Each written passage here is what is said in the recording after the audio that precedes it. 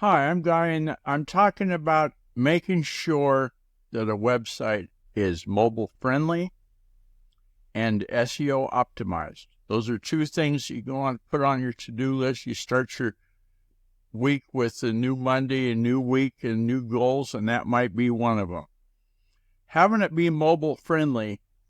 Now, there's a test they used to have from Google, and that's not available anymore. So you have to measure that and make sure that you're not just doing it for smartphones, but for every device, all different screen sizes, and make sure it works. And then as far as the SEO part of things, you might want to consider consulting with a web developer professional to see if you're dotting the I's and crossing the T's. Sometimes it's a learning process involved, and it's good when you're learning something to have a great teacher, okay?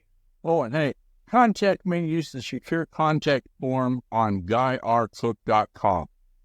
If you like this episode on YouTube, and give it a thumbs up, and then click on the bell and subscribe to future episodes. I've got them so you can get them.